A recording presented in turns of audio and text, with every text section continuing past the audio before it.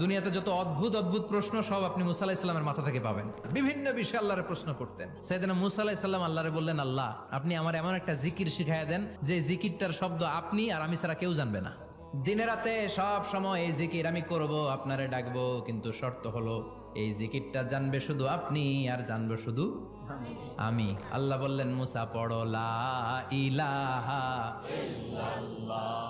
মুসা আলাইহিস সালাম কয়, মাবুদ এটা তো জাতীয় জিকির, সবাই জানে। আমি তো চাইছি এক্সেলেন্ট একটা জিকির, কারো কাছে নাই, শুধু আমি জানবো আর আমি পড়বো। আল্লাহ বললেন, মুসা এই লা ইলাহাকে যদি এক পাল্লায় রেখে দাও, তাম বিশ্ব, 7 আকাশ 7 জমিনটারে তুলে যদি তুমি আরেক পাল্লায় রেখে দাও, লা রাজাহাত কাফাতু লা ইলাহা ইল্লাল্লাহ, মুহূর্তের মধ্যে লা ইলাহার পাল্লা ভারী হয়ে যাবে।